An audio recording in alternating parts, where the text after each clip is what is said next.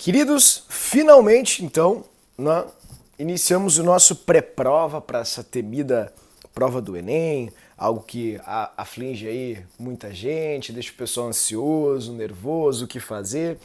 Gostaria, antes de começar aqui a trabalhar com vocês esse pré-prova, dizer algumas palavrinhas sobre a prova em si. Primeiro, se você está achando a questão muito difícil, pula. Faz outra mais simples, uma menor, detalhe a questão, vê com calma e volta para ela depois. Muito provavelmente alguma leitura passou, alguma palavra-chave, alguma expressão importante, porque a prova do Enem em Química ela é muito ilustrativa, então tu compara muitas moléculas para ver se são ou não iguais às outras, tu verifica o desenho que a prova deu e procura um outro igual. Então é óbvio que é muito cômodo, é muito confortável falar após a prova. Na hora da prova é diferente, a gente está sob pressão e isso influi muito no nosso desempenho. Fato, tudo isso é factual, vocês estão completamente corretos. Entretanto, nós já sabemos disso e por tal devemos nos preparar, não é? Então pensa assim, ó, eu tenho conhecimento, eu tenho conteúdo, eu me dediquei, eu foquei e agora eu tenho que colher esse resultado. É a metáfora da semeadura, tu plantou para colher e isso é, enfim, imbatível, sempre dá certo. Portanto, de novo, eu sei química para o Enem. Então, se está passando alguma coisa, é porque muito provavelmente eu não li com tanta ênfase assim ou não me ative a alguma palavra ou expressão chave. Lembrem de dicotomias clássicas, dicotomia é aquela relação entre duas coisas, obviamente, ácido com base, polar com apolar, não se solubilizam no caso, não é? As polaridades, e são coisas que o Enem cobra muito, tudo bem? E agora vamos dar uma olhadinha aqui nas questões que são mais prováveis e os três eixos temáticos da química, como eles podem aparecer na prova. Vamos começar aqui então, vamos lá. Primeira coisa que eu queria mostrar para vocês é Eita, deixa eu só arrumar aqui, fechou? Ó, eu queria começar mostrando para ti a distribuição das questões da prova.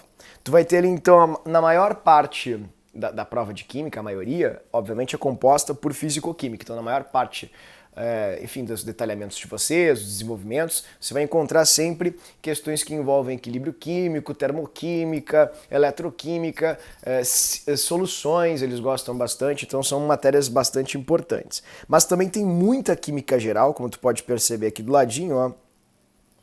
Deixa eu mostrar aqui pra ti, ó, tá vendo a química geral ali? Tem bastante química geral, tudo bem? E orgânica também, que são as três grandes partes dessa prova do Enem de vocês, certo? Então foquem nestas duas, principalmente geral, que é muito fácil, e orgânica também, que no Enem é fácil, que vocês não vão ter maiores dificuldades. Bom, aqui eu detalhei para vocês quais em orgânica são as questões mais relevantes. O que mais cai é reações orgânicas, mas não se assustem, cai de uma forma às vezes muito simplista, perguntando sobre a formação de ésteres, que é a esterificação, alguma relação com álcoois, sobre a oxidação alcoólica, coisas bem simples, assim, cotidianas, não muito profundas. E mesmo assim a questão é classificada como reação orgânica. Veja só que como isso é uma coisa importante para o aluno. Olha só que interessante, funções orgânicas é o que mais cai depois das reações. Cadeias carbônicas aparecem muito. Estes polímeros podem ser classificados como tais, mas as questões que envolvem os polímeros elas estão muito mais associadas às funções orgânicas do que efetivamente aos polímeros, então fiquem tranquilos. Portanto, o que eu posso direcionar agora para vocês? É função, disparado, cadeia carbônica, que é uma barbada, e isomeria espacial, que é o que eles mais gostam. É o que vocês vão encontrar certamente nessa prova. Dentro de físico-química, imbatível, eletroquímica, no passado explodiu, né? Foram três questões diretas envolvendo eletroquímica, duas bem claras, uma de eletrólise e uma de pilhas, e uma outra que tinha uma relação contextual. Então, eletro é muito importante. As concentrações, que podem ser fáceis ou difíceis. Se forem fáceis, vocês vão... Ai, que tristeza. Vocês vão perceber com muita clareza e vão fazer com uma regrinha de 3, ou seja, vai ser necessário apenas uma regra de 3. Agora, se a questão trouxer para ti muita complicação, ela vai ser difícil, bota isso na cabeça, tu pode pulá-la. Outra ela é termoquímica, que no Enem também historicamente é cultural, uma questão muito fácil, normalmente tem um gráfico, tem que saber se é endo, se é exo, trabalhar ali com a energia, consumiu mais combustível, então vai produzir mais calor, coisas bem simples do tipo. E também pH e pOH que aparecem bastante, entretanto no passado não apareceu. Isso talvez seja um indicativo de que você vai encontrar um pH e um pOH agora neste ano na prova. De forma bem bobinha, eles nunca cobraram pH e pOH de maneira muito concisa, muito consistente, com cálculos rebuscados ou coisas do tipo, ok? Então, vamos lá? Vamos ver aqui a próxima aqui, os algozes dos estudantes do ensino médio, os cálculos estequiométricos em geral. Pessoal, funciona assim, cálculo estequiométrico normalmente é difícil na prova do Enem. Então você não precisa se dar ao luxo de fazer a questão. Se tu ler, achar complicado, porque eles misturam muita coisa, pula e deixa a questão, se for o caso, chuta. Mas não esquece que sempre foi difícil, porque eles misturam muita informação dentro de uma mesma questão, então você não tem obrigação de fazê-la, né? Porque ela não vai te dar tanto ponto assim, a não ser, obviamente, que você tenha gabaritado toda a parte de química, e aí você tem que manter a regularidade e acertar também a questão de stack. Inorgânica é bem importante, tá? Então a gente não pode esquecer disso. Tá? E oxirredução e separação de misturas são as matérias que eu trago para vocês como sendo os alicerces da química do Enem. Então vamos começar aqui com a primeira parte de química orgânica, que na minha opinião é a mais fácil inclusive que sistemas materiais. Vamos começar aqui com identificação de funções. Vamos identificar funções. Ali em cima o que eu tenho? Tenho um éster, né? Aqui embaixo, uma amina primária, porque uma das 3 ligações apenas do nitrogênio é feita com carbono. Aí aqui embaixo, que função é essa? Amida. Tá, e essa aqui que é um oxigênio entre carbonos. É um éter. Lembrem que isso aqui é uma amida porque o nitrogênio ele está ligado diretamente à carbonila. E quando o nitrogênio está ligado à carbonila, é uma amida. Mas eu não entendi isso. Querido, me desculpa pela franqueza, mas função orgânica não é um conteúdo, um conhecimento que se entende, e sim, como é um código de linguagens, a gente memoriza. Então é um trabalho muito válido, vale a pena você pegar as aulinhas ali de funções orgânicas que o professor passou. O professor passou ali no grupo também um quadro maravilhoso, ali cheio de informações resumidas, só com a função bonitinha. Tem correção de tema de funções orgânicas com muitas questões corrigidas, então eu sugiro que você dê uma revisadinha nisso caso esteja tendo dificuldades para reconhecer essas funções, ok? Vamos para a próxima? A amoxicilina, podem citar um caso de surto de sífilis no Brasil. Sífilis é uma doença bacteriana, você trata com o antibiótico mais antigo que tem, descoberto pelo Fleming, justamente, né, no século XX, na década de 50, que é a penicilina. A amoxicilina, que é um derivado da penicilina direto, né, tem a estrutura da penicilina, inclusive, que tem esse anel aqui no meio, ó, que absorve as enzimas que as bactérias produzem para construir suas paredes celulares e fazem com que essas bactérias morram por não produzirem mais essas paredes celulares. Então é um antibiótico muito antigo e muito eficiente ainda, e você aqui tem justamente, né, uma hipotética questão sobre a questão da sífilis. O Enem adora a doença, sífilis, o Brasil vive um surto de sífilis, talvez você encontre alguma coisa sobre. Tá, e daí, como é que eu faço isso? Vamos lá, vamos começar aos pouquinhos. Ó, essa função aqui, tio composto. Por que é tio composto? Tudo que tem enxofre com carbono, tio composto. Essa aqui em cima, amina, primária também, porque faz apenas uma ligação com carbono, das 3 do nitrogênio. Mas ela não é amida, não? Não, porque isso aqui é um carbono. Isso é carbonila. Logo, esta do lado aqui que é uma amida, ok? Isso aqui é uma arila porque é um radicalzinho de aromático, né? Pessoal, sempre que tiver aromático a gente chama de arila. E esse aqui embaixo o que é? Esse é um ácido carboxílico, né? Que é o CO, pode estar escrito assim, ó, CO. Não esqueçam disso, é bem importante. Tá, e esse aqui do meio, o que é? É amida, porque tem nitrogênio ligado diretamente aqui no carbono da carbonila. Vou pintar aqui para que vocês vejam. Assim, ok? Tá, e esse aqui já era, né? E aqui a gente tem uma amida também, você pode perceber, lá bonitaça, que é o nitrogênio ligado com a carbonila, ok? Vamos para a próxima, então. A morfina é um clássico anestésico secular, talvez milenar, porque é um opiáceo derivado do ópio, vem da papoula, como vários outros opiáceos que a gente conhece, como os, enfim, painkillers, né, que se usa muito nos Estados Unidos, também como o Oxycontin, que é um opiáceo muito popular. As pessoas que são viciadas em analgésicos nos Estados Unidos, obviamente, trazem esse estigma, né, dessa derivação da morfina, da heroína e assim por diante. Portanto, vejamos aqui a morfina. Quais são as funções orgânicas que nós temos na morfina? Álcool. Ah, mas não é um fenol? Não, de jeito nenhum. Fenóis é quando está ligado a um anel aromático. E aqui você não tem anel aromático, né, pessoal? Você tem um carbono aqui saturado. Carbono saturado, alcool. Que mais temos ali? Éter, oxigênio entre carbonos a éter. Aqui embaixo o que tem? Fenol. Ali em cima o que tem? Amina terciária, se quiser anotar. É uma terciária por quê?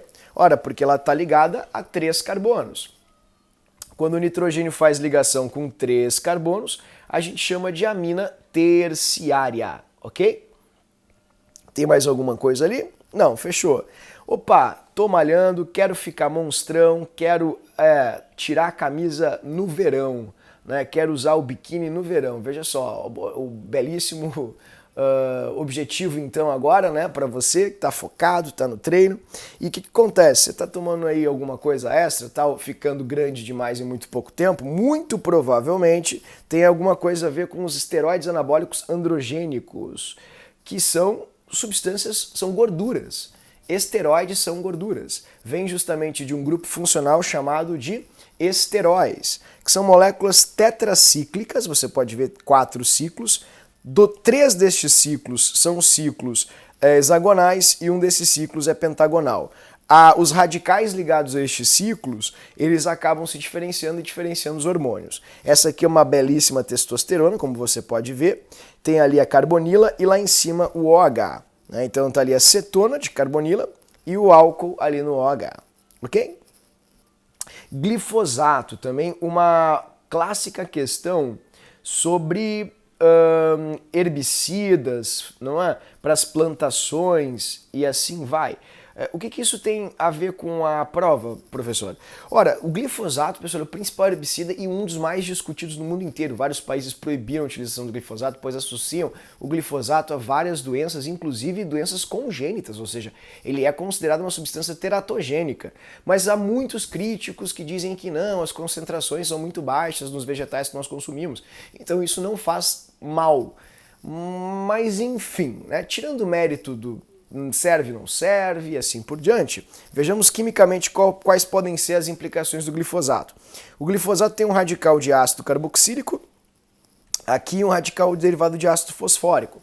Então ele é naturalmente ácido. Para você combater as aplicações do glifosato, você deve usar algo básico. Vamos supor que eles cobrem no Enem uma questão assim, ó. Ah, a dona de casa ou, enfim, o dono de casa vai lavar a verdura e ouviu falar que o glifosato é muito perigoso. Qual pode ser a forma adequada para lavar a verdura? Olha, ele pode lavar com uma água mineral básica, porque se ela é uma água mineral básica, ela vai neutralizar o glifosato e vai retirar ele da planta, né, do vegetal e assim por diante. E a fosfetanolamina, que está aqui, é a droga do câncer, né? Foi super discutida, continuo insistindo nessa pauta, porque as provas não cobraram muito ela ainda. Eles podem perguntar quais são os compostos ou radicais que compõem a droga do câncer. Tá ali, ó. Ela tem um radicalzinho de ácido fosfórico, como o glifosato tem, vocês estão vendo? Tem um radical amina também aqui na ponta, né? E o glifosato também tem uma amina secundária aqui. E o glifosato ainda tem um radical de ácido carboxílico aqui na pontinha. Então a questão do Enem vai ser: como eu neutralizo essas coisas? Você neutraliza essas coisas com bases, porque eles têm radicais de ácidos, ok? Lembrando da trinca, ácidos carboxílicos são ácidos, aminas são básicas e fenóis são ácidos. Propriedades físicas, o Enem adora. Tá aqui o que o professor acabou de falar para vocês. Quem são os ácidos, fenóis e ácidos carboxílicos. Como é que eu posso consumir alguma coisa que contenha fenóis ou ácidos carboxílicos na orgânica com as aminas, que são básicas? Lembra da questão da água de peixe, né? Ah, a dona de casa deixou cair a água de peixe na geladeira e fedeu. Como é que ela pode limpar? A água de peixe tem muita amina que sai das decomposições proteicas e depois dos aminoácidos. Elas fedem. A putrescina e a cadaverina em especial. Então, para você neutralizar uma amina que é básica, você usa um ácido. Portanto, a resposta da questão do Enem era justamente, né, ácido do limão, usar limão e vinagre, suco de limão e vinagre. Questão bem tranquila, bem fácil mesmo. Vamos para a próxima? Interessante também saber os conceitos de base de Lewis e ácido e base de Bronsted também, tá, pessoal? Aqui tem só a definição para que vocês lembrem. Ó, a base de Bronsted é a espécie que recebe o H+, então ali a gente tinha H2O e ficou H3O. Ou seja, o H2O passou para H3O. Significa que a água ganhou um hidrogênio. E o HCl, que tinha um H, ficou sem esse H, significando que doou o H, portanto é um ácido. Em poucas palavras, ácidos de Bronsted são as espécies que doam o H+. Bases de Bronsted, espécies que recebem o H+. Ácido de Lewis é quem recebe o par de elétrons, são os cátions, as espécies que têm elétrons faltando. Bases de Lewis, as espécies que doam o par de elétron, ou seja, os ânions. Ó, você pode ver aqui o O2 é um ânion, você pode ver aqui o SO3, não é? Que é um radical ácido. Por quê? Porque quando o O2 encosta nele, o O2 doa o par de elétrons para o enxofre. Então, o O2 ao doar se consagra como uma base. O SO3 ao receber se consagra como um ácido. Bom, polar dissolve polar, apolar dissolve apolar. Não esqueçam disso. É uma dicotomia clássica no Enem, que é o semelhante dissolve semelhante. Então, moléculas que são feitas por carbono e hidrogênio, que o professor brincou até nas aulas, né, o C e H, são moléculas que têm caráter apolar grande. Quanto maior for a quantidade de carbonos e hidrogênios, maior é o caráter apolar. As moléculas que apresentam o ONxP, que são os átomos, nitrogênio, enxofre, halogênios representados pelo X e fósforo, vão ter caráter polar bastante grande. Por que a gasolina aqui não se dissolve na água?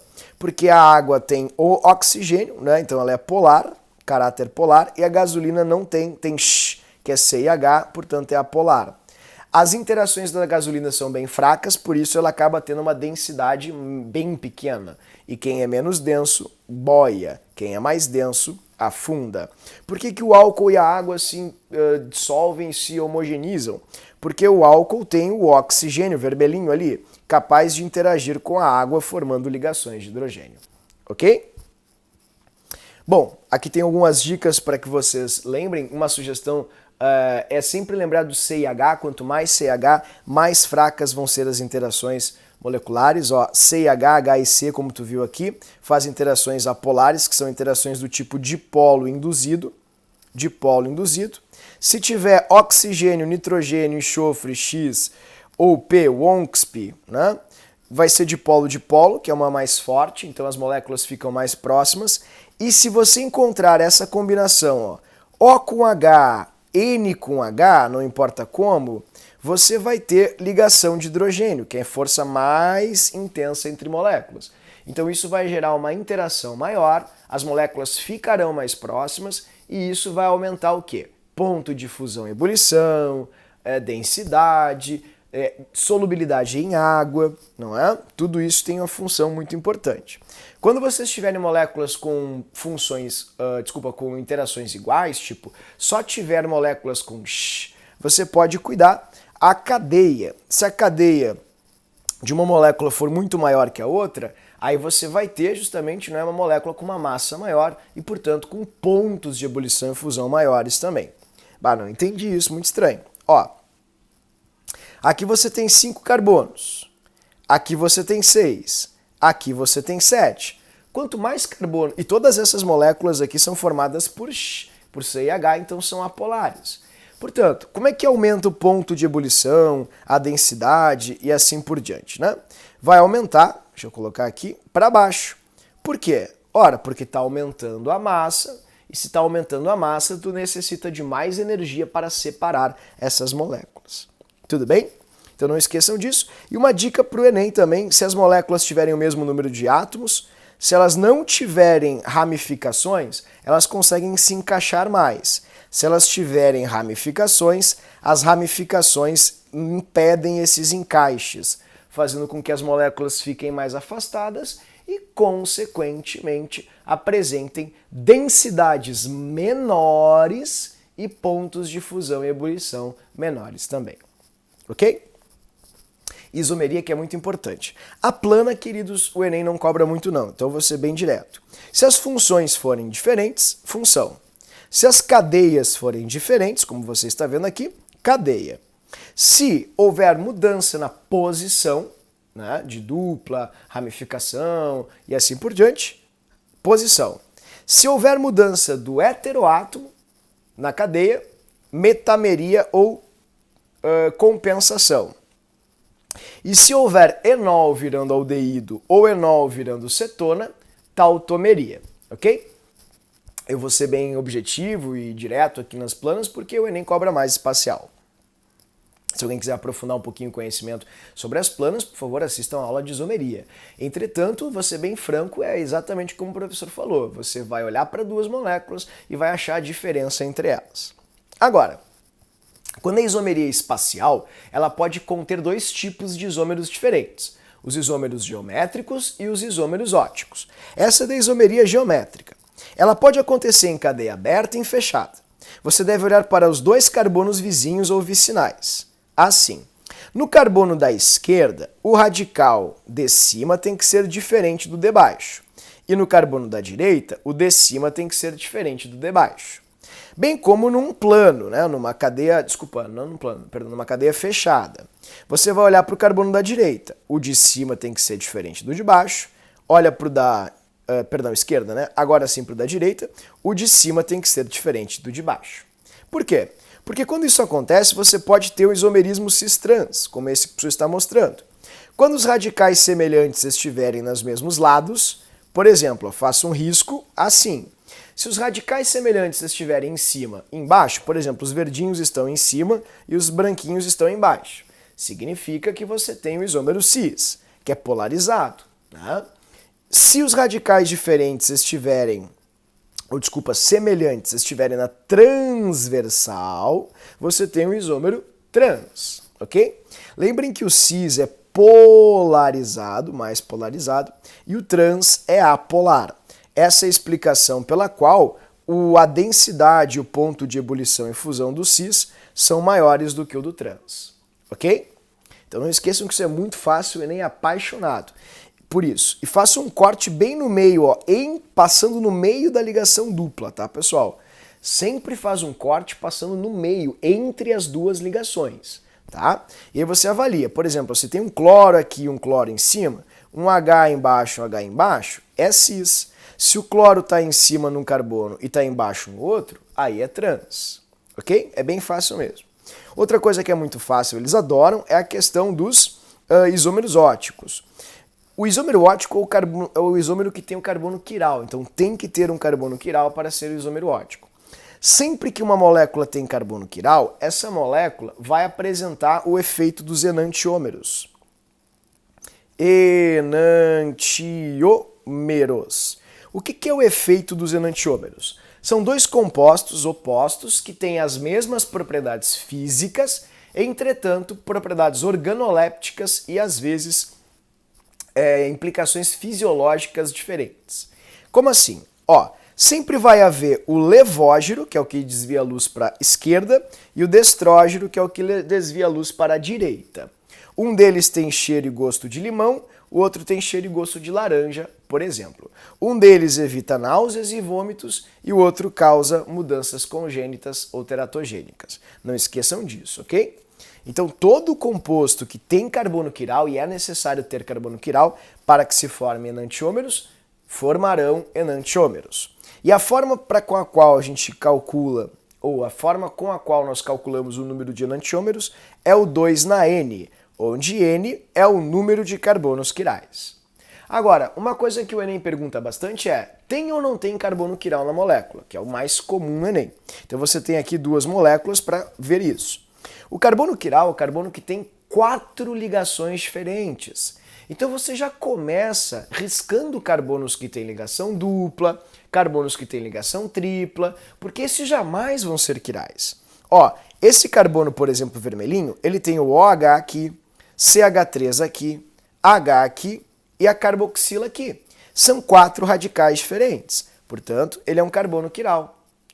Bom, aqui nessa molécula fechadinha, eu risco esse aqui porque ele tem dupla, estes dois porque eles têm dupla, isso aqui porque é um CH3, tem 3 carbonos iguais, esse aqui porque é um CH2, tem 2 hidrogênios iguais, desculpa, tem 3 hidrogênios iguais aqui em cima, esse aqui porque tem 2 hidrogênios não pode ser quiral, e só me resta, se vocês olharem bem, esse carbono central. Esse carbono central tem um ligante aqui, 2 ligantes aqui, 3 deste lado, 4 aqui. Lembrando que quando você tem um ciclo, você deve separar o ciclo pela metade. Corte ele no meio, como eu fiz aqui assim, tá? Olhe para um lado, olha para outro. Se os lados forem diferentes, você conta como ligante diferente para cada ladinho. Tudo bem? Então, fiquem atentos com carbono quiral nas cadeias fechadas, que tá na moda, o pessoal está usando muito e pouca gente dá ênfase para isso e pode ser um probleminha na questão. Se alguém tiver alguma dúvida, por favor, revisem a aula ali de ótica do professor, tá ali no grupo, no canal, na verdade. Bem fácil, tem bem aprofundado justamente essa análise, ok? Vamos para o próximo slide, então. Bom, quais são as consequências disso? Ó, talidomida, tá ali o nick, show de dedicação, perseverança e superação. Ele é um sindrômico da focomelia, ele possui focomelia, né? É um sindrômico da talidomida, perdão. Ele não tem os membros, não tem braços nem pernas, e mesmo assim escreveu vários best-sellers, como vocês podem ver, e isso é uma implicação direta dos carbonos quirais. O carbono quiral pode apresentar sua forma levógena e sua forma destrógena, e essas formas têm implicações no organismo muitas vezes diferentes. Reações orgânicas, o susto e o pavor de muitos alunos. Queridos, no Enem, como eu falei para vocês, a gente tem que se precaver com as principais, entretanto, tem que cuidar o que eles vão mostrar pra gente. Ali você tem a reação de esterificação, que é o AAEA, ácido mais álcool da éster mais água, um clássico. O OH do ácido reage com H do álcool, formando água. E aí você só junta o resto. Como está aparecendo aqui no GIF, tá vendo? Olha ali o GIFzinho. Ali é a reação oposta, quando a água entra na cadeia, tá vendo ali, ó? Quebra a cadeia e separa em álcool e ácido, ou seja, a reação de hidrólise. Quando a água quebra o éster, ela acaba formando o álcool e o ácido respectivo. Então, é só devolver essa aguinha, você devolve, ó, o OH da água, você devolve aqui para o ácido, o H da água você encaixa aqui no oxigênio e você vai ter a reação ao contrário. Na minha opinião, essa é a reação com maior chance de ocorrência ou surgimento, porque faz um tempinho que o Enem não enfatiza ela. Oxidação de álcoois também muito fácil, muito simples, é a reação do AAA, quando o álcool é primário. Álcool primário é quando o OH está ligado a um carbono primário, que é um carbono ligado a um ou a nenhum outro carbono. Então, quando você tem álcoois, eles podem oxidar. E quando eles oxidam ao álcool, aldeído e, por último, ácido carboxílico. Lembrar, por favor, do bafômetro, né, e também do vinagre. Por que eu não posso deixar um vinho aberto? Porque o oxigênio do ar vai oxidar o álcool por ação de bactérias, as acetobacteres, que vão produzir essa transformação de álcool a ácido carboxílico. E se for um álcool secundário, aquele álcool no qual o OH está ligado a um carbono secundário, ele vai oxidar de álcool até cetona. Plástico verde, que é um bioplástico. Ao invés de usar petróleo, você faz polietileno a partir da cana-de-açúcar. Como? Você transforma a cana-de-açúcar a partir da fermentação em etanol, desidrata-o e o transforma em eteno. Então você fez polietileno a partir de uma matéria-prima feita por fotossíntese e não por decomposição bacteriana anaeróbica de milhões e milhões de anos, como a gente está acostumado a partir do petróleo. Então, plástico verde pode ser uma questão de ousadia do MEC para falar de bioplásticos, mas é que hoje em dia se fala muito desse movimento anti-canudinho, porque, enfim, os bichinhos sofrem muito com eles. Então, pode ser uma possibilidade aí de um plástico feito a partir de matéria orgânica. E também eles podem misturar, fica essa dica, alguns carboidratos no plástico para ajudar a decomposição. Então, as bactérias comem os carboidratos dentro do plástico e facilitam e aceleram o processo de decomposição desses materiais. Substituições. O Enem adora, é uma das que o Enem mais gosta. Olha só o GIF que está aparecendo aqui. A substituição é uma troca. Troca um hidrogênio por um bromo, troca um hidrogênio por um cloro, troca um hidrogênio por um radical alquila, uma acila, um nitro, que é super importante, ou um ácido sulfônico. Troco, então fechou. A reação de substituição é a reação de troca do hidrogênio, como você pode ver aqui. Olha o hidrogênio passeando ali, tá vendo? O hidrogênio é trocado por um eletrófilo, como a gente chama. Esse hidrogênio aqui vai ser trocado pelo eletrófilo. Então, é sempre uma troca. Você vai substituir o hidrogênio do aromático por um bromo, um cloro, um nitro, que é o NO2. Então, é uma reação muito simples, tá, queridos? Sempre que vocês tiverem um aromático, quem vai ser substituído dele? O hidrogênio. E para cada hidrogênio substituído desse anel aromático aqui, a gente diz que esse anel sofreu uma substituição. Ou seja, um anel dissubstituído é um anel que trocou 2 hidrogênios, por exemplo. Adições. Quebra-se π, formam-se sigmas. Quebra-se π, formam-se sigmas. Quebra-se π, formam-se sigmas. A, B, estes 2 átomos, eles entrarão na ligação π, quebrando-a e transformando-a em ligações sigmas, como vocês podem ver aqui. Olha o gifzinho ali. Entra um num carbono, outro num outro carbono. É muito fácil e acontece com ligações π não aromáticas. Chama-se adição à reação e ela é uma reação muito simples mesmo. Lembrem que para cada ligação π, como ela tem 2 elétrons, como vocês podem ver aqui, 2 átomos são comportáveis, ou seja, podem ser adicionados. Então a proporção entre a ligação π e os átomos é uma ligação π para 2 átomos, certo? E aqui a reação que o professor comentou antes com vocês, de desidratação dos álcoois para a formação do plástico verde. Desidratou o álcool, ó, tirou o OH do álcool, fez o alceno, que é justamente o plástico. A intermolecular é uma desidratação entre moléculas, mas ela não é muito famosa não. Álcoois desidratados formam éteres. Entretanto, a mais importante é a intramolecular, onde a água, digamos assim, sai de dentro da molécula, literalmente. Bom, fechamos orgânica então, passemos para a parte de química geral. Pessoal, eles adoram inorgânica na URGS, então no Enem. Então alguma coisa de inorgânica a gente tem que saber. Por exemplo, o que são ácidos? Prarrênios, espécies que ionizam o H+. Então elas têm que começar com hidrogênio, como vocês podem ver aqui. O número de hidrogênios que o ácido tem indica quantos hidrogênios ele vai ionizar ou vai liberar em meio aquoso. Como é que é o nome dos ácidos? Tem 2 tipos, os sem oxigênio e os com.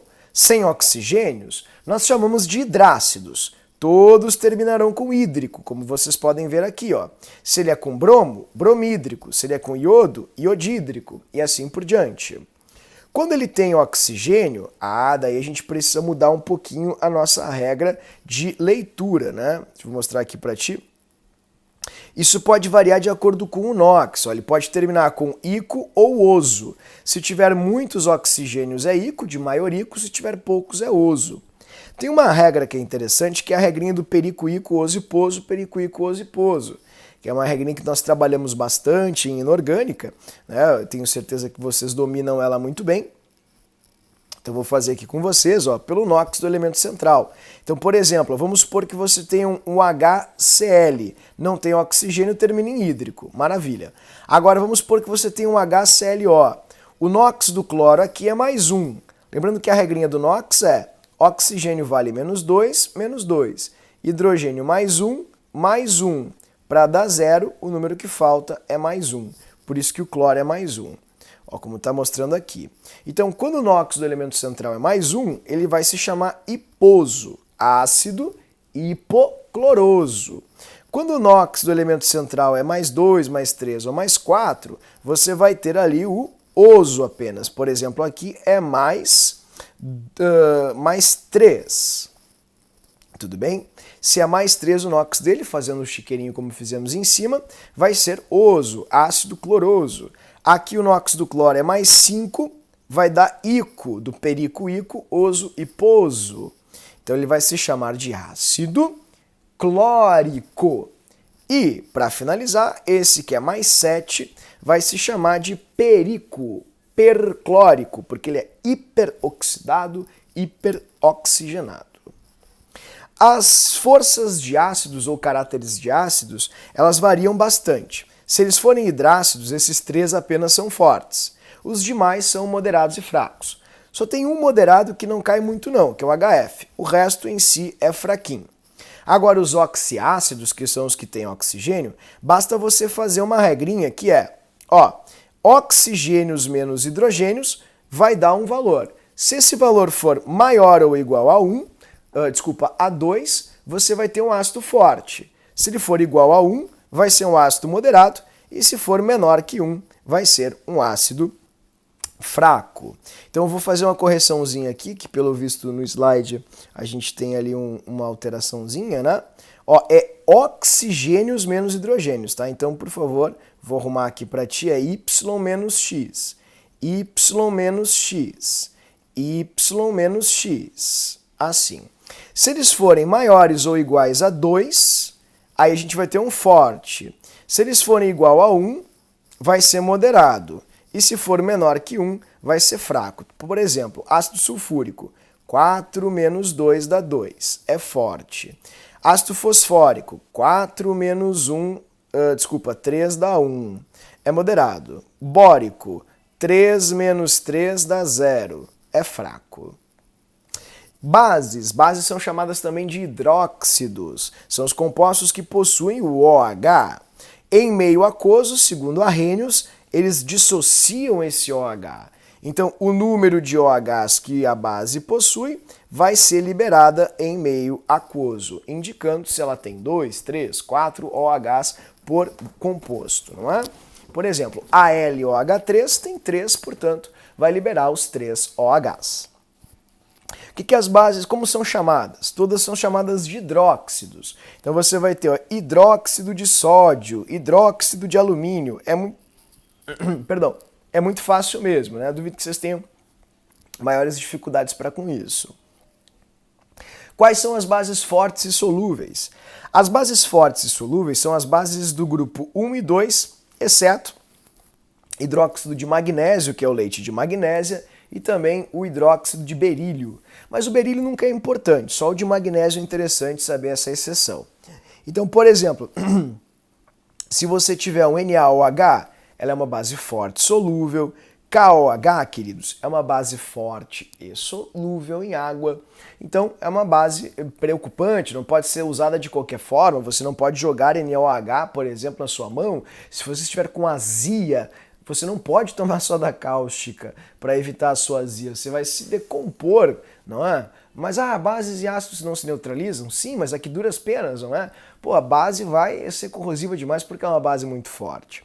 Então lembrem que bases de grupos 1 e 2 são fortes e as demais são fracas. E são fortes, obviamente, porque elas são solúveis em água. Indicadores são muito usados pelo Enem, então vale a pena a gente ter uma bela noção sobre. Tornassol, é o tornassol, é o papel que se torna rosa ou vermelho, torna azul. Ele se torna rosa ou vermelho em ácido e se torna azul em base, ok? Isso é muito, muito importante. Só esses dois aqui são incrivelmente importantes. Os outros vocês não precisam dar muita atenção, porque se o Enem cobrá-los, ele vai provavelmente dá-los numa tabelinha. Agora, estes dois não, a gente precisa saber. Então, o tornassol é o papelzinho que se torna rosa quando ele é ácido, o meio é ácido, e ele se torna azul quando o meio é básico. Já aqui um outro clássico, que é a fenolftaleína, ela é incolor para ácidos e ela fica rosa com bases. Rosa ou vermelho, tanto faz, vermelho ou rosa, né, com bases. Ela só muda de cor quando tem uma base. A fenolftaleína é uma das paixões do MEC. Pelo amor de Deus, não esqueçam. Outra coisa também que é interessante é o papelzinho. Ali tem exemplos do tornassol, ó. Ele se torna azul com base, torna vermelhinho ali, mais avermelhado, rosado, quando tem ácido. Aqui tem o exemplo da fenolftaleína, ó. Com ácido ela fica incolor, com base ela fica rosinha, dessa forma. Tudo certo? Outra coisa que não dá para esquecer, queridos, é eu acho interessante, pelo menos o Enem não cobrou ainda, mas eu acho que ainda vai cobrar, ainda vou acertar essa, que é o repolho roxo. Ó, o repolho roxo, quando o pH, o meio, é neutro, ele fica roxo. Agora, quando ele começa a, enfim, encontrar coisas ácidas, ele tende ao vermelho. Coisas básicas, ele tende aqui ao verde ou amarelo. Então o repolho roxo pode mudar, você pode guardar assim, ó. Ele vai ficar vermelhinho em ácido, que é uma experiência clássica. Jogar limão no repolho roxo, ele vai ficar vermelho. E ele vai ficando mais azulzinho quando for básico. Então se você jogar detergente no repolho roxo, ele vai ficar mais azulado. Porque o repolho roxo é um belíssimo indicador de ácidos e bases. Sais, eu vou ser bem franco, precisa se memorizar alguns radicais importantes sobre os sais, ok? Os sais são compostos iônicos formados sempre por um cátion e um ânion, como vocês podem ver. Os sais, eles vêm de uma reação super clássica da química chamada basa, que é base mais ácido dá sal mais água. Eu fiz muitos exemplos de basa, tanto na revisão de inorgânica quanto nas aulas de inorgânica. Então eu sugiro que você dê uma olhadinha caso tenha dificuldades com isso, porque é uma reação muito importante para o Enem. Na basa consiste, a basa consiste em unir o H do ácido com o OH da base e juntar o que sobra, que é o metal da base, com o ametal do ácido, como você pode ver aqui nessa reação esquematizada. Então, unam o OH da base com o H do ácido, você risca assim, riscou, e juntem tudo o que sobra, que é o Na com o Cl. Viu só? Dessa maneira. Então aqui você tem exemplos de basas, para que vocês percebam. Aqui você tem 3 OHs, né? 6 OHs na verdade, né? Porque tem 3 e são 2 OHs, dá 6 OHs. E aqui vai dar 6 Hs. Juntou tudo isso, o que sobrou? 3 cálcios e 2 PO4. 3 cálcios e 2 PO4. Se você tem dúvidas nessas reações que estão aqui representadas, eu sugiro, por favor, queridos, deem uma reforçadinha na aula de revisão para Enem de inorgânica, o professor fez várias reações desta, e também nas aulas normais regulares de inorgânica ali no canal, ok? Bom, qual é a nomenclatura dos sais? Primeiro você escreve o ânion, que é derivado do ácido, e depois você coloca o nome do metal, que é derivado da base. Então, tem uma regrinha que é bem importante para a gente saber a conversão dos ácidos em ânions, né? Todo ácido terminado em hídrico vira um ânion com eto. Todo ácido terminado em oso vira um ânion com ito. E todo ácido que terminava em ico vira um ânion com ato. Então é a regrinha do frederídrico, neto, teimoso, mosquito no bico do pato. Eu sei que isso é horrível, mas dá certo, né? Então lembrando que o ácido sempre forma um ânion. E esse ânion é que vai dar nome para o nosso sal. Por exemplo, aqui você tem ácido nítrico. Vai formar nitrato. Tudo bem? Eis o motivo pelo qual estes exemplos surgem. Esse aqui veio do ácido sulfúrico, sulfato. Carbônico, carbonato. Nitroso, nitrito. E hídrico, clorídrico, eto. Certinho? Então, aqui você tem essa combinação, mais uns exemplos para que vocês vejam, clorídrico gera cloreto, sulfúrico gera sulfato, nitroso gera nitrito. Por isso que os nomes ficaram como estavam na tabelinha ali anterior. E aqui, pessoal, vou ser bem franco, né? Tem uma tabela de principais cátions. Os cátions não são um problema, sinceramente, né? Porque eles são bem fáceis. Eu sugiro apenas que vocês levem para o Enem o ferro, que ele pode ser bi ou trivalente, e o cobre também, que é uma sacanagem clássica, que ele pode ser bivalente ou seja, ter carga mais 2, ou monovalente, ou seja, ter carga mais 1. Agora, os ânions tem que saber. Pessoal, tem que saber. É muito, muito importante que pelo menos 4 você leve consigo no seu coração e na sua memória para a provinha do Enem. Quais são eles? Nitrato, pelo amor de Deus, não esquece do nitrato, cai demais, eles adoram essas coisas. Carbonato, tá? Esquece teu, sei lá, cartão de prova. Não, esse pode esquecer, só não pode esquecer o documento de identidade, pelo amor de Deus. Mas não esquece disso também junto com o seu documento de identidade. Carbonato é o CO3-2. Sulfato, mas tem tantos, mas eu só vou te pedir 4. 4 é fácil. Sulfato. E por último, o fosfato, que está aqui, ó, PO4-3. Então, estes 4, por favor, não esqueça. Vocês vão encontrá-los na prova, eu posso garantir isso para ti. Óxidos são elementos binários, ou compostos binários, ou seja, formados por 2 elementos. Um deles obrigatoriamente tem que ser o oxigênio e o outro é um elemento qualquer. Pode ser um metal, pode ser um ametal e assim por diante. Quando é um metal, você tem um óxido formador de bases. Quando é um não metal, um óxido formador de ácidos. A gente chama de óxidos ácidos. Uma sugestão, não esqueçam que esse óxido aqui é o responsável pelo efeito estufa. E o efeito estufa é um fenômeno natural, né, que é uma absorção de ondas de calor que são refletidas pela ação do Sol na superfície terrestre. Agora, quando você agrava o efeito estufa, você gera um problema ambiental chamado aquecimento global. O aquecimento global, queridos, é justamente decorrente do agravamento do efeito estufa. Outro que é importante é o SO3, que faz a chuva ácida, tá? Tem que lembrar, a partir do enxofre, que é produzido pela queima de combustíveis fósseis também, porque eles são muito sujos e ricos em enxofre, que é uma impureza, e o Enem adora falar de chuva ácida produzida pelo enxofre. Como é que se dá conta de chuva ácida? Usando alguma coisa básica. Temida estequiometria. Eu vou ser bem franco, tá? O que você precisa saber de estequiometria para a prova? O básico. O que é um mol? Um mol corresponde a 600 sextilhões de partículas. Vai estar associado a uma massa molar, que é a massa do mol, que será dada pela própria prova. Então eles vão dizer para ti, ó, e o ferro, a massa molar do ferro é 56 gramas por mol. Então significa que um mol de ferro, ou seja, 600 sextilhões de átomos de ferro, pesam 56 gramas, ou seja, tem uma massa de 56 gramas. A mesma coisa funciona para as moléculas, né? Então, a massa molar do gás carbônico, CO2, eles escreverão CO2, eles não dão tabela, então eles já dão essa informação para você. O que significa isso? 44 gramas por mol.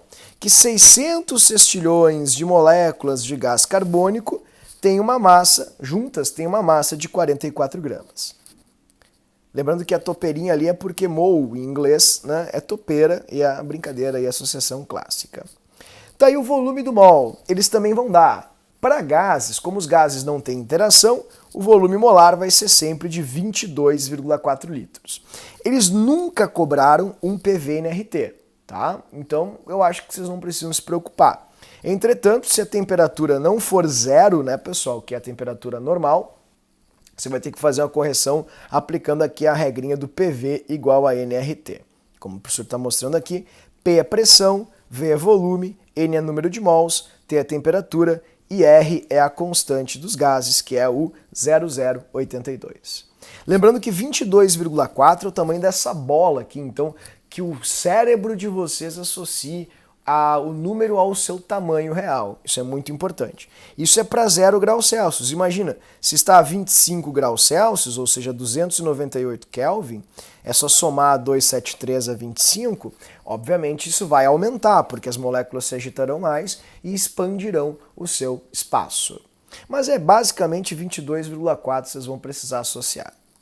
E como funciona isso? Como é que se faz a estequiometria na prova? Querido, não gasta tempo, se até agora tu não dominou STEQ, vou ser bem franco, estudando muito STEQ. Tem que saber só isso aqui que eu tô te passando. Quanto que vale o mol, como é que se monta estéquio. Se for muito difícil a questão, ela não vai se reverter em pontos para ti. Portanto, não é algo tão interessante, ok? Então, como é que vai funcionar? NaCO2 tem... vamos fazer o balanceamento dessa reação. A gente precisa ter o mesmo número de átomos no produto e no reagente, porque nada se perde, nada se cria, tudo se transforma. Então, uma das coisas mais importantes para acertar uma estequiometria é o balanceamento das reações. Feito isso, você pode montar essa tabelinha, que é a tabelinha MMMV, onde você escreve mol, molécula, massa e volume e faz assim. Na linha do mol, você completa com os coeficientes estequiométricos, os numerozinhos da frente, como o professor fez. Embaixo, na linha da molécula, você coloca 6 vezes 10 na 23 para cada um dos compostos e multiplica pelo número de mols que eles possuem. Na linha da massa, você coloca a massa da tabela, a massa molar que será dada, e multiplica pelo número de mols que cada componente possui. E na linha do volume, você coloca 22,4 e multiplica pelo número de mols que cada um deles possui. Lembrando que a água, como ela é líquida, né, nas condições ambientes, não terá ou não apresentará um volume de 22,4. Por isso que eu botei aqui 0. Então, qualquer informação que a questão traga tem que ser respondida por aqui. Se eles te pedirem, quantos gramas de água serão produzidos com 4 mols de hidrogênio? Aí você faz assim, 2 mols de hidrogênio estão para 36 gramas de água. 4 mols de hidrogênio, que é o dobro, X, vai te dar ali um valor de 72 gramas. Fácil assim. Agora, se eles complicarem muito, confundirem muito, te iludirem muito, não dá muita bola, tá? Pula essa questão, não te apega, porque ela não vai te dar muito ponto. Físico-química, vamos lá. NOx, oxirredução, tem que saber, né, queridos? Eles adoram fazer essas brincadeiras, então eles querem saber o que é uma oxidação. É quando o NOx de uma substância aumenta. A prata saiu de 0 e foi para mais 1, que é o NOx fixo da prata. Aumentou, oxidou. Lembrando que quem oxida provoca a redução de uma outra espécie. Portanto, é um agente redutor. É sempre ao contrário, sempre ao contrário. E quem reduz recebe elétrons de uma outra espécie. Então a gente chama de agente oxidante, porque força esta outra espécie a dar elétrons. Então, em outras palavras, a prata deu elétrons para o oxigênio.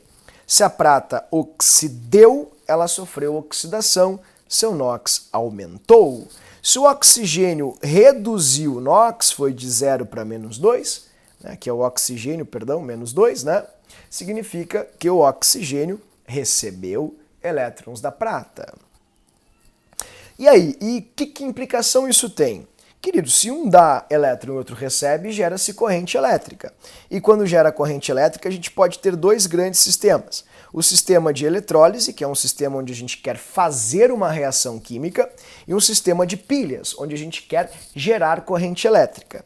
Você tem que chegar na prova e escrever assim, K-Ré positivo para pilha, ANOX negativo para pilha. Na eletrólise é o contrário. Na eletrólise é K-Ré negativo.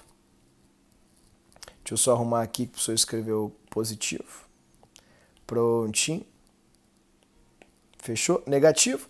E ANOX positivo. Eu fiz uma revisãozinha bem boa ali de pilha e eletrólise, dá uma olhadinha, eu não vou entrar no mérito agora, né, de como cada uma delas funciona, só vou trazer para vocês os aspectos mais importantes, como estes. Cátodo é onde ocorre redução, ânodo é onde ocorre oxidação, na pilha o cátodo é o polo positivo, na pilha o ânodo é o polo negativo, na eletrólise o polo negativo é o cátodo, porque vai haver redução nele. Na eletrólise, o polo positivo é o ânodo, porque vai haver oxidação nele. E não esqueçam que cátions vão para o cátodo, ânions vão para o ânodo. Então é uma revisão, não é? Para quem já tem uma noçãozinha sobre esse assunto, vale a pena dar uma revisada um pouco mais profunda em eletroquímica. Pensando nisso, o professor fez uma revisãozinha curtinha ali, de uns 30 e poucos minutos, só de eletro, coisa bem interessante para vocês acertarem na prova. Sugiro que vocês deem uma olhadinha aqui no canal mesmo, tá nos vídeos logo abaixo, revisão de eletro. E para calcular a DDP ou tensão de uma pilha, basta você pegar o valor maior e diminuir do menor. Isso sempre vai dar o valor da pilha. Então eles mesmos vão dar para vocês os valores, né? Eles vão indicar para ti qual é o valor do maior potencial do cátodo e o valor do ânodo. Basta você fazer o número maior menos o menor e você vai saber qual a tensão ou voltagem que a sua pilha está gerando. Termoquímica, questão bastante importante também na prova. Termo funciona assim: só tem dois tipos de reação: as reações que são endotérmicas e as reações que são exotérmicas. As endotérmicas são reações onde os reagentes têm menos energia que os produtos. Então, para que um reagente se transforme em produto, há necessidade de ganho ou absorção de energia, como está representado aqui. A exotérmica é uma reação na qual o reagente tem mais energia que o produto.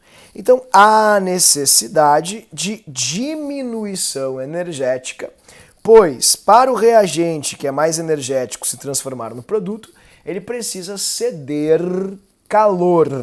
Então, ele vai passar de um estado de mais energia para um de menos energia e vai liberar energia por causa disso. Lembrem que a diferença aqui, produto menos reagente, sempre vai dar positiva, e aqui a diferença produto menos reagente sempre vai dar negativa.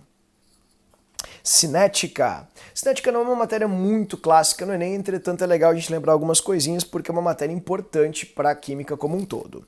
Como é que a gente pode fazer com que uma reação seja acelerada, que, por exemplo, a digestão ocorra mais rápido? O professor deu essa dica em várias aulas. Não comam e bebam água ao mesmo tempo durante a prova, porque você vai diluir a concentração do seu alimento e de suco gástrico também será diluído, então você vai demorar muito mais tempo para digerir e aí você vai ficar o quadro da dor, o quadro da derrota, vai aparecer, sabe, o zumbizinho do Walking Dead, não vai processar porque o sangue vai todo para o seu segundo cérebro, que se chama estômago. Então você não pode diluir a concentração do seu suco gástrico.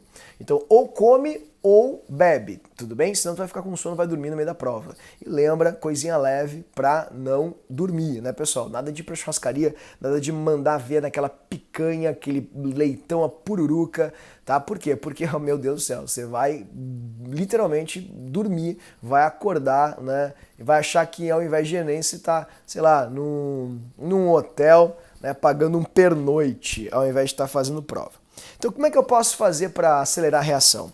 Mastiga muito, querido. Aumentou a superfície de contato, várias vezes antes de engolir, você vai ter uma reação, uma absorção mais rápida, vai ficar ligado rapidamente na prova. Aumenta a pressão, aumentando pressão, as moléculas ficam mais próximas, que você reduz o volume, e aí elas colidem mais umas contra as outras, e aí você vai ter também uma reação química mais rápida. Esquenta, as molequinhas se agitam mais, se batem mais umas contra as outras, gerando mais reação química. Aumenta a quantidade, quanto mais partícula no sistema tiver, mais colisão entre as moléculas ocorrerá, e se mais colisão entre as moléculas ocorrerá, né, você vai ter mais reação química. E coloca um catalisador com S, pelo amor de Deus, catalisador, que é uma substância que acelera as reações. Como? Assim. Toda reação química precisa de uma energia de ignição, que é aquela energia para ligar ela, que a gente chama de energia de ativação. Essa energia, ela sempre parte do reagente e vai até o cume do morrinho, ok? Então, quando você usa um catalisador, o catalisador ele produz um caminho alternativo com uma menor energia de ativação. Portanto, a reação precisa de menos energia para ser ligada e, portanto, você consegue fazer mais reação química em menos tempo. Logo, toda reação catalisada é uma reação acelerada. Tudo bem? E uma dica, catalisadores orgânicos são chamados de enzimas. Então, as enzimas têm um papel de acelerar reações no organismo. Se você não consegue comer lactose, você é intolerante, é porque você não produz muito uma enzima chamada lactase. Então você precisa consumir ela por uma outra via, né, onde você vai ter excesso de lactase, que vai acelerar a decomposição da lactose e vai evitar que as bactérias do seu intestino grosso delgado decomponham esse açúcar, gerando gases que vão gerar, aí, por exemplo, cólica, indisposição estomacal, nauseamentos e coisas do tipo. Equilíbrio químico, muito importante, é a parte da química que estuda as reações reversíveis, aquelas reações que ocorrem nos dois sentidos. Todas as reações reversíveis, elas acontecem em sistemas fechados, e isso gera uma igualdade na formação do produto e na reconstituição do reagente. Então significa que no equilíbrio químico, a velocidade direta é exatamente igual à velocidade inversa. Portanto, nós podemos montar uma coisinha muito importante chamada constante de equilíbrio, que pode ser chamada de Kc ou Kp. C em função das concentrações, P em função das pressões. O mais popular é o Kc, onde você vai pegar a concentração dos produtos, ou seja, o produto da concentração dos produtos, dividido pelo produto da concentração dos reagentes. Por favor, não esqueçam que os numerozinhos da frente, os coeficientes, eles virarão as potências, como você pode estar enxergando aqui. E o que isso indica? Isso indica, queridos, que quanto maior for o Kc, né, uma reação que tem um Kczão, maior vai ser o numerador dessa divisão. Ou seja, mais produto tem na reação. Então é isso que o Enem vai te pedir. Ele nem vai te pedir para montar o Kc muito provavelmente. Ele só vai te pedir o seguinte: eu quero fazer uma reação boa. Qual das reações abaixo é a boa? A reação boa é a reação que produz muito. E uma reação que produz muito, ela obrigatoriamente tem que ter um Kczão. Por quê? Porque o Kc é uma divisão. E a divisão é a operação matemática mais viável para comparar duas grandezas. E as grandezas aqui são concentração do produto e concentração do reagente. Então, se o produto está em cima, quanto maior for a divisão, maior é a quantidade do produto. Só isso. O P é em função da pressão. É a mesma coisa, só que ao invés de usar mol por litro das concentrações, você usa pressão. É bem provável que o Enem só te pergunte qual é a melhor reação para tal fim. Resposta: a reação com o maior Kc, a maior constante de equilíbrio. Tem uma outra parte que é bem importante, que é chamada de deslocamento do equilíbrio. Quando você faz uma ação, o sistema provoca uma reação. Essa reação, ela é sempre provocada no sentido de compensar a sua ação, para que o sistema volte a ficar em equilíbrio. Por exemplo, se você não comer cálcio na sua alimentação, você vai desmineralizar os seus ossos. Por quê? Porque você vai ter pouco cálcio no seu organismo e para não perder aquela mesma concentração de cálcio, o seu corpo começa a desmanchar os seus ossos. E aí você libera cálcio para o seu organismo e desmineraliza assim o seu tecido ósseo. Por isso que a OMS recomenda que se ingira 1 grama de cálcio diário. Por quê? Porque assim você mantém a sua taxa, de cálcio no corpo, fazendo com que o seu corpo não precise repor o cálcio que você está perdendo, na transpiração, na urina e assim por diante. Então, pessoal, se tu provoca uma ação, por exemplo, não como mais cálcio, então estou reduzindo o teor de cálcio do meu organismo, o teu corpo faz uma reação, ele desmancha o seu tecido ósseo para produzir cálcio e compensar a sua perda de cálcio diária. Tudo bem? Então são 3 coisas que afetam os equilíbrios químicos: quantidade, pressão e temperatura. A quantidade funciona assim: se você aumenta reagente, a reação produz mais produto para compensar o reagente. Se você aumenta o produto, a reação produz mais reagente para compensar o produto. Se você diminui o reagente, a reação faz mais reagente para compensar essa diminuição. Se você diminui o produto, o reagente acaba fazendo mais produto para compensar essa reação. Se aumentar a pressão, o sistema fica pequeno. Aumentou a pressão, imagine um sistema assim, tá aqui tipo uma bomba, entendeu? Tá aqui o volume, bomba de encher pneu. Aí você aumenta a pressão, o volume vai cair. E se o volume vai cair, vai favorecer as espécies que ocupam pouco volume. Portanto, aumentar a pressão desloca a reação para o lado de menor volume gasoso. Diminuir a pressão, que é o efeito oposto, desloca a reação para o lado de maior volume gasoso. Deslocar significa fazer mais. Tudo bem? E a temperatura, esquentou a temperatura, vai para o lado endotérmico, diminuiu a temperatura, vai para o lado exotérmico. A tabelinha, deixa eu mostrar aqui para vocês que exprime bem isso. Essa tabelinha aqui, ó, o professor fez vou pegar o meu diário de campo. Ó, o professor fez uma tabelinha bem bonitinha, tá na aula de equilíbrio, se tu quiser dar uma revisada. Ó, bem organizada, tá aqui a tabela com tudo que você precisa saber sobre o equilíbrio, sobre as ações e as mudanças que ocorrem no equilíbrio químico. Tudo bem? Então uma sugestão aqui para ti é, dá uma olhadinha nessa tabela, ok? Beleza? Tira uma fotinha agora então para mim no celular, tira. Tira uma foto da tela. Dá um print. Beleza. Agora, ó, compara ali essa tabelinha com o que a gente tem aqui embaixo. Vamos lá? Como é que eu posso fazer para deslocar para a direita? Olha, com concentração, eu posso aumentar o reagente ou diminuir o produto. Ah, mas por quê? Porque quando a gente aumenta o reagente ou diminui o produto, tá aqui, ó. Aumentar reagente ou diminuir produto desloca para os produtos. Como é que eu posso fazer para deslocar para a direita com temperatura? Ó, se a reação no sentido direto é exo, libera calor, a gente precisa, vamos verificar aqui, temperatura, diminuir a temperatura, porque diminuir a temperatura desloca para o lado exotérmico, que nesse caso é o lado dos produtos, como você pode ver. Como é que eu faço com a pressão? No reagente você tem 3 mols gasosos e no produto você tem 2. Tá, e daí? E daí que o lado pequeno é o dos produtos. Então eu preciso aumentar a pressão, porque aumentando a pressão desloca para o lado de menor volume gasoso.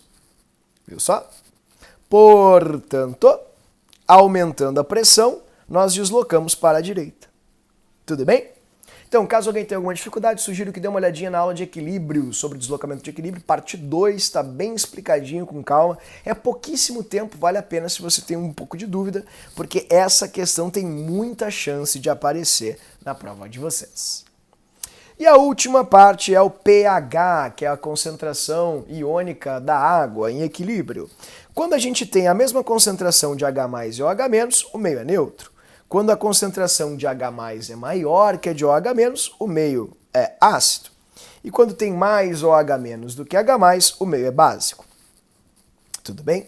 Lembrem, por exemplo, pessoal, que o pH é a potência do H+. Então você sempre vai ter um número e aqui em cima a potência desse número. Essa potência é o pH. Por exemplo, se a concentração de H+ for 10⁻², o pH é 2. Só isso. Se a concentração de H+ for 10⁻13, a concentração, 10⁻13, a potência do H+ é 13. Então pH é 13. pH significa potência do H. Então, se a potência do H ficar entre 7 e 0, é ácido. Se ficar entre 7 e 14, é básico. E se ficar em 7, é neutro. Lembrem que, como H+ vezes OH-, que é o Kc da água, a gente chama de Kw, dá sempre igual a 10⁻14, a potência do H mais a potência do OH sempre vai dar 14. Tudo bem? Isso é bem importante, vale a pena ressaltar. E quando a gente joga água numa solução, a solução caminha independente do seu pH para 7. Então se você tiver uma limonada com pH 4, por exemplo, e começar a entupir de água, a limonada vai ficar aguada, ou seja, ela vai tender ao pH da água, que é 7. Se você tiver, sei lá, um detergente e encher de água o detergente, a tendência é que o pH do detergente, que é 12, ele comece a caminhar para 7. Mas lembrem, uma coisa ácida jamais pode virar básica, então você só pode diluir até 7. E uma coisa básica jamais pode virar ácida, então você só pode diluir até 7. Ok? E é isso aí, queridos. Então tá ali uma frase do Gandhi, né? Nas grandes batalhas da vida, o primeiro passo é a vontade de vencer. Isso vocês apresentaram muito esse ano. A educação é a arma mais poderosa que você pode usar para mudar o mundo. Tá ali, né? As dificuldades que a gente enfrenta não são iguais às dificuldades que muitas pessoas enfrentam, né, queridos? Então, quando a gente pensa em se vitimizar, a gente pensa que também tivemos muita oportunidade e essa é uma das oportunidades que vão nos levar aí à vitória, à nossa conquista, a oportunidade de revisar direitinho a prova do Enem, que o professor está propondo agora para vocês. E não se esqueçam, vocês precisam ter segurança, vocês precisam ter confiança em todo o investimento que vocês fizeram. Afinal, vocês investiram o tempo de vocês num bem durável, chamado conhecimento. Conhecimento não se esvai com o tempo. Várias outras coisas, sim. Então, uma grande prova para vocês. Qualquer dúvida, o professor está à disposição, é só fazer algum comentário, alguma coisa aqui no canal mesmo, ou me chamar para fazer um plantão no nosso grupo, como de praxe. Não esqueçam que essa semana também tem aula, né? Qualquer dúvida, enfim, dica, por favor, eu estou à disposição. Se eu puder te ajudar, vou ficar muito feliz em fazer.